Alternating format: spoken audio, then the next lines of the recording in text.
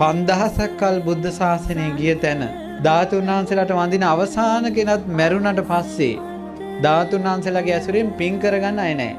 අන්න එතකොට මුළු ලංකාවෙම තියෙන ධාතුන් වහන්සේලා මේ උතුම් ස්වර්ණමාලී සෑරජාණන් වහන්සේගේ මුදුනට එනවා. ඉරිදී අබෑටයක් පමණ නමුත් තු ධාතුන් වහන්සේලා වඩිනවා. එහෙම වැඩලා මේ සෑරජාණන් වහන්සේ දෙබෑ වෙලා ද්‍රෝණයක් ධාතුන් වහන්සේලා අහසට මතුවෙලා මුතු ඇලක් වගේ අහසේ පේනවා.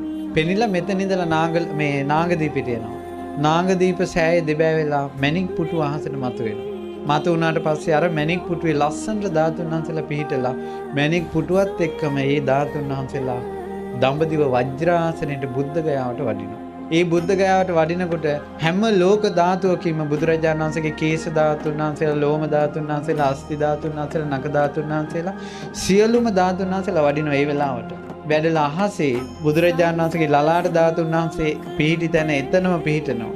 අකු ධාතුන් වහන්සේලා පිහිටනවා. ඒ තැන්වල හැම එකක්ම අබෑටයක් නමුත් ධාතුන් වහන්සේලා පිහිටනවා. පිහිටලා බුදු සිරුර මැවෙනවා. යමක මහා ප්‍රාතිහාර්ය පාලා මතුවන වජ්‍රාසනයේ මත බුදුරජාණන් වහන්සේගේ බුදු සිරුර දැවිලා යනවා. ඒකට කියනවා ධාතු පරිනිර්වාණ. දෙවිවරු හඬනවා, වැළපෙනවා. බුදුරජාණන් වහන්සේ පිරිනිවන් පානකොට ධාතුන් වහන්සේලා තිබ්බ නිසා, රහතන් වහන්සේලා හිටපු නිසා